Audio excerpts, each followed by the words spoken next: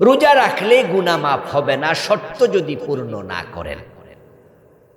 রমাদান আসছে, বাংলাদেশের হাজার হাজার লোক, লক্ষ লক্ষ মানুষ রোজা রাখবে, কিন্তু এই লক্ষ মানুষের মাঝে হাজারেও 10 জন গুনাহমুক্ত হবে না। বরং আমার আইডিয়া 1000-এর মাঝে 990 জন আগে যেমন ছিল রোজার পরেও তেমন থাকবে, তাদের আমল নামার গুনাহ মাফ হবে না। আমার এই আইডিয়া হাদিস থেকেই নবীজি সাল্লাল্লাহু আলাইহি ওয়াসাল্লাম নিজে বলছেন, কাম মিন সায়মিন লাইসা লাহু মিন সিয়ামিহি ইল্লা যামআব ওয়া কাম মিন সাকাইমিন লাইসা লাহু মিন কিয়ামিহি ইল্লা সাহার। রাসূল সাল্লাল্লাহু আলাইহি ওয়াসাল্লাম বলেন, এমন অসংখ্য রোজাদার আছে যাদের রোজা রোজা নয়, শুধু উপবাস, উপাস থাকার কিছু নয়। এমন অনেক তাহাজ্জুদওয়ালা আছে, তারাবিওয়ালা আছে, যাদের রাতের তেলাওয়াত, কোরআন পড়া, তারাবি পড়া, তাহাজ্জুদ পড়া শুধু ঘুম নষ্ট ছাড়া আর কিছুই নয়।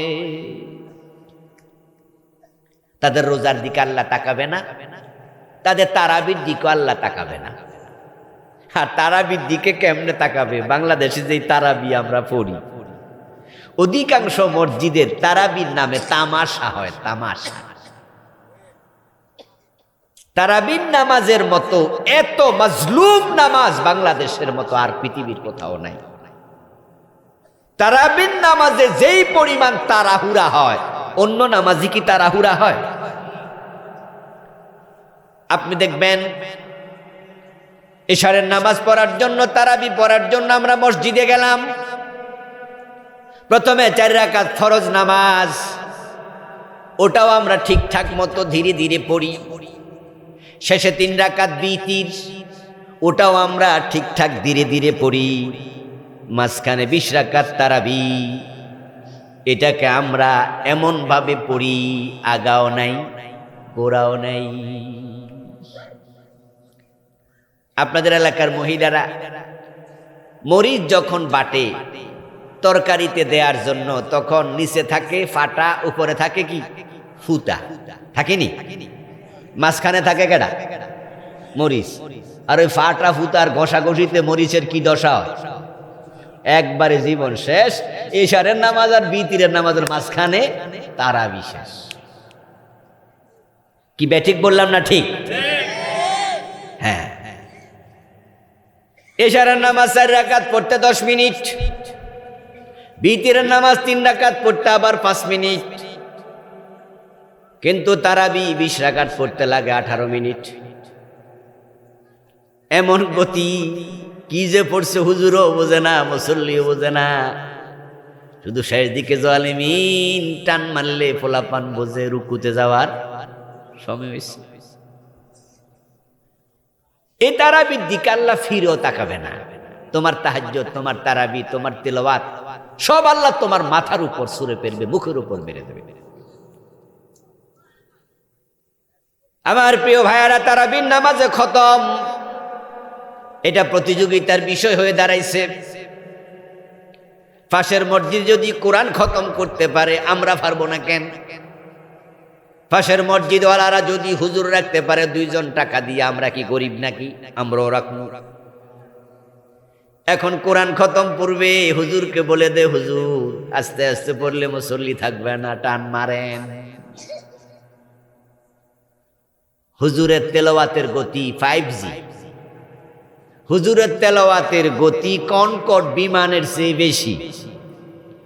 শব্দের উচ্চারণ, অক্ষর কিচ্ছু বোঝা যায় না, শুধুমাত্র বনবন বনবন বনবন ভ্রমরের গুঞ্জরণ শোনা যায়, আর কিচ্ছু শোনা যায় না।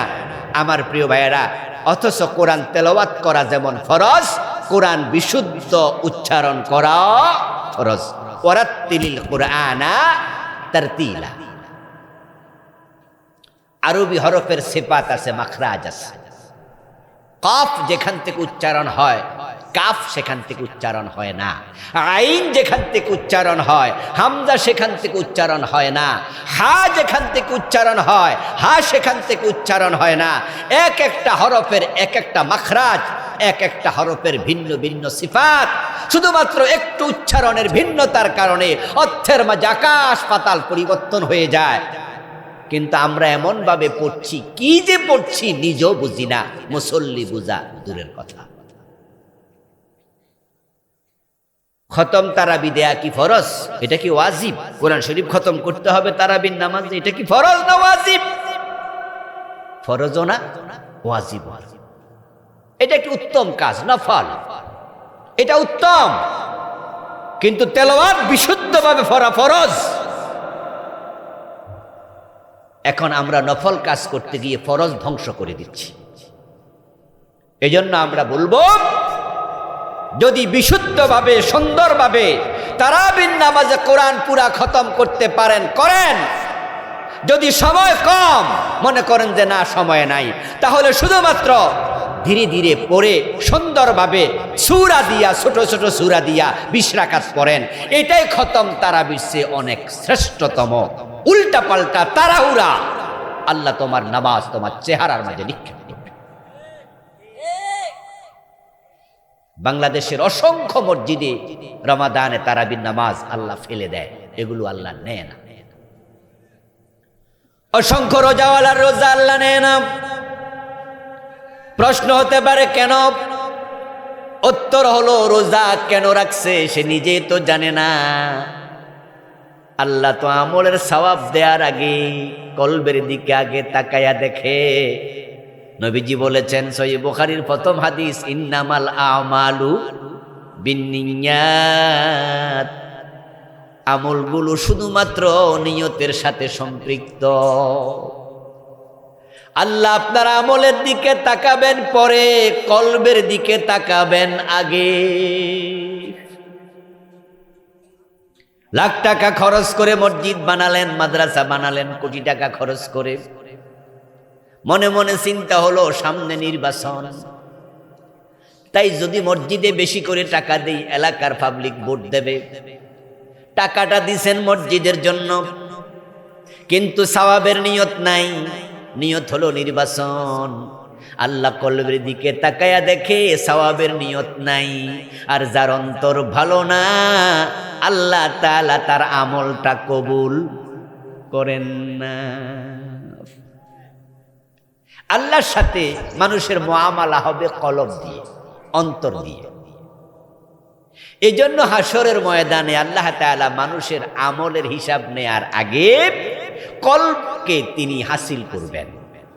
আফালা ইয়ালামু ইযা বুসিরা মা ফিল কুবুর ওয়া হুসিলা মা ফিস সুদূর। এই আয়াত সবার মুখস্থ আছে না? এটা তো মসজিদে প্রায় নামাজে শোনেন।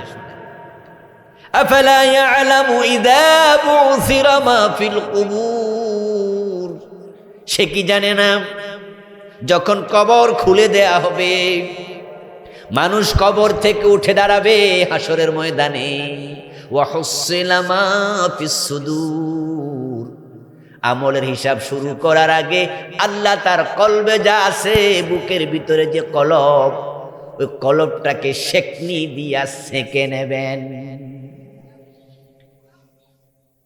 আমাদের বাজারে পেঁয়াজু বানায়, গুলগুলা বানায়, বানায় না? মহিলারা বাড়িতে তেলের ফিটা বানায় না, তেলের মাঝে ছাইরা দেয়। যখন এটা হয়ে যায় তখন একটা দিয়া সাইকা নেয়, এটার নাম কি? ছাঁকনি। ছাঁকনি দিয়া এইভাবে পেঁয়াজুগুলা সেকে নেয়, তেলগুলো নিচে পড়ে থাকে, ওই পেঁয়াজুগুলা, গুলগুলা গুলা, পিঠাগুলো সেকে নেয়। আল্লাহ কোরআনে বলেন, ওয়া হুসিলা মা ফিস সুদূর, আমি আল্লাহ কবর থেকে তোমাকে তোলার পরে আমি আগে কলব ছাঁকনি দিয়া সেক দিয়া দেখব কলবের খবর কি। এখন আপনার যে রোজা আপনাকে নিষ্পাপ বানাবে, রোজা আপনাকে মুত্তাকি বানাবে, রোজার মাধ্যমে আল্লাহ ক্ষমা করে দেবে, রোজার মাধ্যমে বারাকা দেবে, রহমত দেবে, মাগফিরাত দেবে, কিন্তু আপনার অন্তরে আল্লাহ তাকায়া দেখে হে যে রোজা রাখছে, সওয়াবের চিন্তাও নাই।